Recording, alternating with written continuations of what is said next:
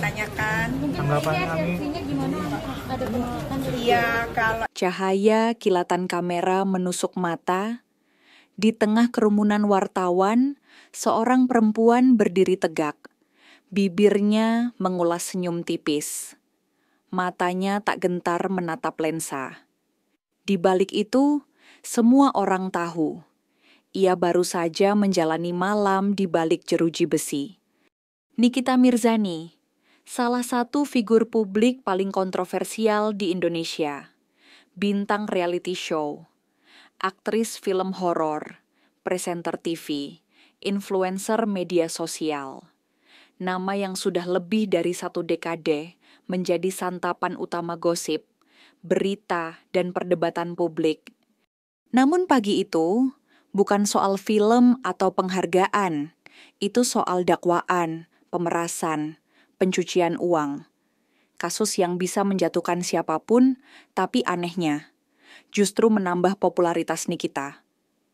Satu foto dari balik tahanan cukup membuat netizen gempar. Dia masih cantik.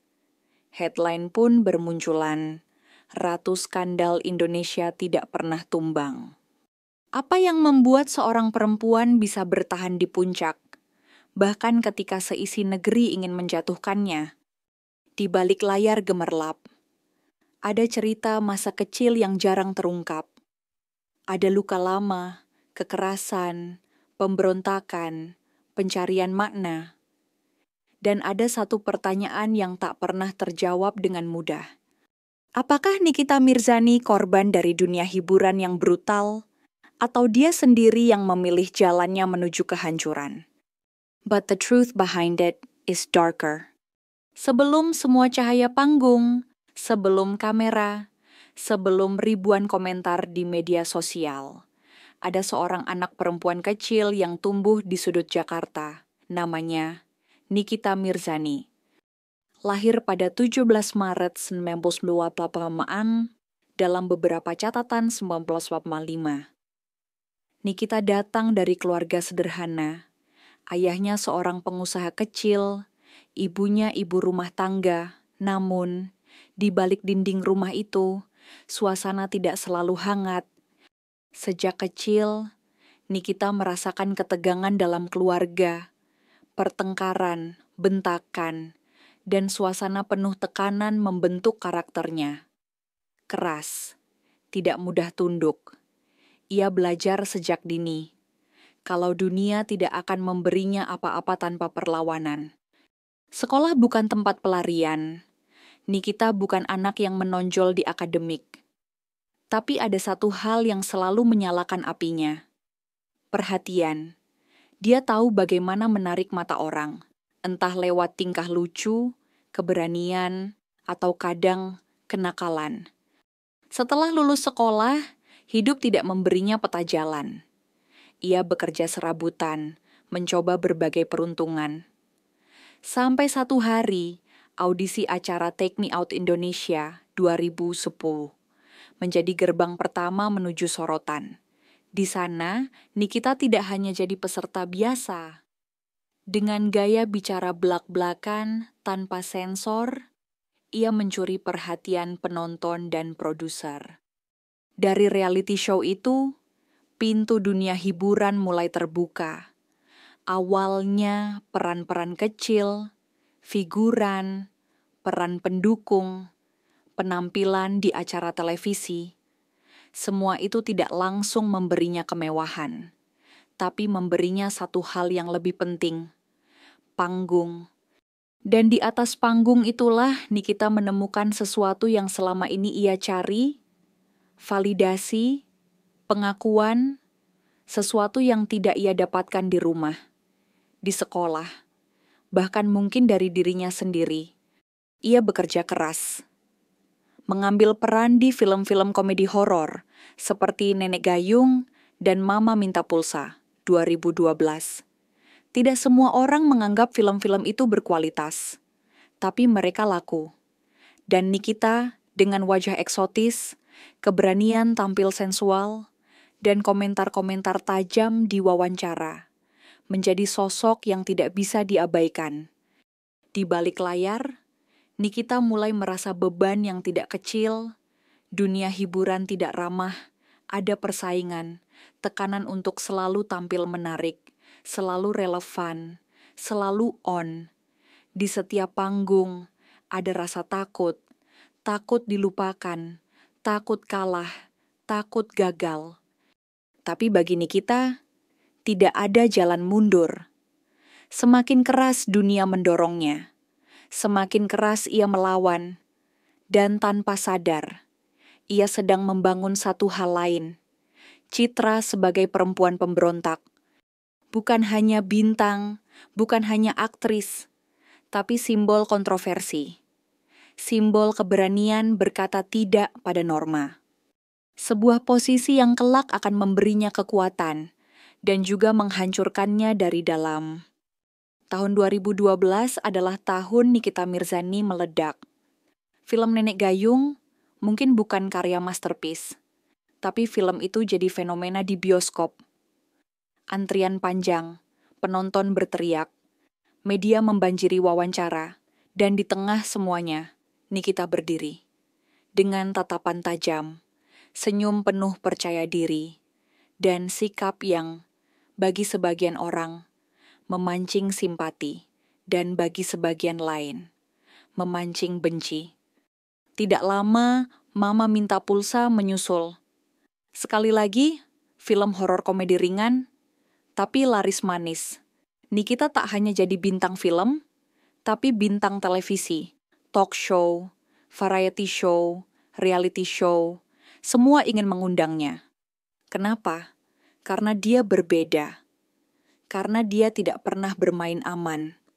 Di layar kaca, Nikita selalu bicara apa yang dia pikirkan. Tidak ada sensor, tidak ada diplomasi, tidak ada topeng, dan publik pun terbelah. Ada yang mengaguminya sebagai perempuan berani. Ada yang mengecamnya sebagai simbol kerusakan moral. Tapi siapa peduli? Rating naik, undangan manggung berdatangan, brand-brand mulai melirik. Meskipun dengan hati-hati, uang mengalir, popularitas memuncak. Namun, di balik senyum di karpet merah, di balik gaun berkilau dan kamera, ada Nikita lain. Seorang perempuan yang tidak pernah bisa sepenuhnya percaya siapapun. Rekan kerja, kompetitor, teman, bisa jadi hanya menempel karena ketenaran. Pasangan, seringkali berakhir dengan luka. Dunia hiburan tidak pernah menawarkan ruang aman untuk tetap relevan. Nikita harus terus memperbarui dirinya. Lebih cantik, lebih berani, lebih sensasional. Dan disitulah jebakan itu mulai terbentuk. Tekanan untuk selalu sempurna menjadi racun yang pelan-pelan menyusup. Operasi plastik, diet ekstrim, jadwal kerja yang padat, tidur jadi barang mewah. Privasi, nyaris tidak ada. Dan ketika kamera dimatikan, yang tersisa hanyalah kelelahan, kesepian, dan ketakutan. Ketika Nikita muncul di media sosial, ia terlihat kuat, bahkan terkadang kasar, konfrontatif. Tapi bagi mereka yang memperhatikan lebih dalam, ada bayangan di balik matanya. Bayangan kerentanan. Di puncak ketenaran, Nikita menemukan dirinya berjalan di atas tali tipis. Satu langkah salah bisa jadi bahan gosip nasional. Satu kalimat salah bisa memicu boikot. Satu kesalahan kecil bisa menghancurkan kontrak bernilai miliaran. Dan ironinya, itulah yang juga membuatnya semakin terkenal. Semakin kontroversial, semakin dicari, semakin banyak orang menyerangnya, semakin banyak pula yang penasaran padanya. Bagi Nikita, sukses bukan hanya soal menang di box office atau memenangkan hati juri di ajang penghargaan. Sukses baginya adalah bertahan. Bertahan melawan industri yang selalu siap menelan mentah-mentah siapapun yang lengah. Tapi seberapa lama seorang manusia bisa bertahan di medan perang seperti itu tanpa terluka? Tahun 2012-2013 bukan hanya masa puncak bagi Nikita Mirzani. Itu juga awal dari retakan yang perlahan membesar. Semua orang melihatnya tertawa di layar. Tapi sedikit yang tahu bahwa di balik panggung, Nikita terlibat dalam perkelahian fisik di klub malam. Kasus pertama dilaporkan, pemukulan, keributan, saling tuduh. Media mulai menyoroti bukan hanya pekerjaannya, tapi juga kehidupannya. Dan Nikita, alih-alih bersembunyi, justru semakin menantang. Ia bicara di depan kamera, membela diri, menyerang balik, dan rating naik lagi. Tapi badai yang lebih besar datang pada Desember 2015. Kepolisian menangkap Nikita di Hotel Bintang 5. Dalam operasi besar pengungkapan dugaan prostitusi online, berita itu meledak. Judul-judul bombastis memenuhi layar. Artis terkenal ditangkap di hotel mewah. Nikita Mirzani terseret prostitusi online. Di ruang pemeriksaan, Nikita membantah. Dia mengaku dijebak, difitnah, dijadikan kambing hitam oleh orang-orang yang iri. Tapi publik tidak peduli. Penghakiman sudah terjadi di media sosial. Dan bagi sebagian orang, dia sudah bersalah bahkan sebelum pengadilan berbicara. Sejak saat itu, hidup Nikita seperti roller coaster tanpa rem. Kadang dia muncul di televisi, menangis minta maaf. Kadang dia tampil di podcast, menertawakan semua. Kadang dia menghilang, hanya untuk kembali dengan cerita baru, hubungan asmara gagal, pertengkaran dengan sesama selebritas, masalah hukum lain. Di balik semua itu, ada sesuatu yang lebih sunyi. Nikita perlahan terasing dari lingkaran yang dulu mendukungnya. Orang-orang mulai menjaga jarak. Kontrak kerja menyusut, label troublemaker menempel begitu kuat. Hingga kadang, bahkan ketika dia mencoba berubah, publik sudah menutup telinga. Yang menyakitkan, Nikita pun mulai sulit percaya pada dirinya sendiri. Dalam wawancara yang jarang, dia mengaku, "Saya marah, saya sedih, saya takut. Tapi kalau saya tunjukkan, orang-orang akan pakai itu untuk menyerang saya." Dia terjebak antara jadi kuat dan dibenci, atau jadi lemah dan dihancurkan. Tak hanya di dunia hiburan, bahkan di rumah. Nikita menghadapi konflik, hubungan dengan pasangan kandas, hubungan dengan anak-anaknya penuh tantangan. Foto-foto mereka yang dulu jadi hiasan media sosial, kini hilang, yang tersisa hanya komentar panas, spekulasi, dan gosip. Ketika seseorang hidup dalam sorotan selama lebih dari 1 dekade, sulit membedakan mana yang sungguh diri mereka, mana yang hanya bayangan yang dibentuk oleh publik. Bagi Nikita, hidup bukan lagi soal karier atau ketenaran. Itu soal bertahan, menjaga sedikit ruang yang tersisa untuk dirinya sendiri, meski hanya untuk bernapas sejenak sebelum badai berikutnya datang. Awal 2025, berita itu pecah seperti ledakan bom. Nikita Mirzani ditahan atas dugaan pemerasan dan pencucian uang. Bukan sekadar rumor, bukan sekadar selentingan, ini kasus serius. Dan kali ini tidak ada talk show, tidak ada gimmick, tidak ada punchline lucu untuk mengalihkan perhatian. Hari pertama di tahanan, foto Nikita tersebar. Rambut cepak, wajah polos tanpa makeup, baju tahanan longgar. Yang mengejutkan publik bukanlah penahanannya, melainkan komentar yang membanjir di media sosial. "Kok tetap cantik ya? Ratu tetap ratu."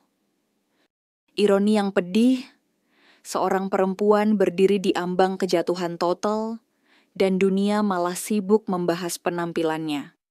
Di balik tembok beton, jauh dari sorotan kamera, Nikita duduk sendiri, menghadapi sesuatu yang selama ini selalu ia tangguhkan. dirinya sendiri. Untuk pertama kalinya setelah sekian lama, tidak ada makeup artist, tidak ada manajer, tidak ada pengacara yang bisa meredakan badai opini. Hanya seorang perempuan, sendirian, menghitung jam, menunggu putusan hukum, dan bertanya-tanya apakah ini semua sepadan. Di luar, media mengepung pengadilan. Setiap gerak-geriknya direkam, dianalisis, dijadikan bahan spekulasi. Rekan selebritas mulai menjauh, brand memutus kontrak. Beberapa teman lama bahkan memilih bungkam, pura-pura tidak kenal. Di dalam, Nikita mulai menulis. Coretan di kertas lusuh, catatan di balik bungkus makanan, entah untuk siapa, entah untuk apa. Mungkin surat untuk anak-anaknya, mungkin pesan untuk dirinya sendiri. Beberapa saksi mata, petugas, tahanan lain membisikkan cerita yang tidak pernah masuk media. Tentang Nikita yang membantu tahanan lain belajar membaca. Tentang Nikita yang diam-diam menangis malam-malam sambil memandangi foto anak-anaknya. Disinilah semua keramaian itu berhenti. Disinilah, untuk pertama kalinya, Nikita Mirzani menjadi manusia penuh. Bukan hanya ratu skandal, bukan hanya headline, bukan hanya konten viral. Kadang, kehancuran bukan datang dari satu momen besar, tapi dari ribuan retakan kecil yang akhirnya runtuh bersamaan. Dan ketika Anda berdiri di tengah reruntuhan itu, pertanyaannya bukan lagi, bagaimana orang memandang saya, melainkan, siapa saya tanpa semua itu? Apa yang akan diingat orang tentang Nikita Mirzani? Apakah dia akan dikenang sebagai ikon pemberontakan? Sebagai perempuan yang menolak tunduk pada aturan masyarakat? Atau sebagai simbol kegagalan industri hiburan yang menggiling manusia sampai hancur? Anak-anaknya mungkin akan mengingatnya sebagai ibu yang keras, yang tidak selalu ada, tetapi yang selalu berjuang untuk tetap bertahan. Publik akan terus memperdebatkannya, menyebut namanya di komentar-komentar, memakai fotonya untuk meme, meminjam kisahnya untuk cerita-cerita viral. Tapi di luar semua itu, ada satu fakta sederhana.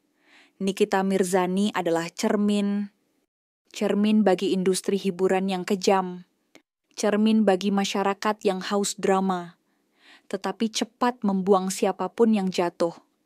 Dan di akhir semua ini, mungkin bukan Nikita yang perlu dihakimi, mungkin kitalah yang perlu bertanya. Mengapa kita begitu menikmati melihat seseorang naik, hanya untuk kemudian menyaksikannya jatuh?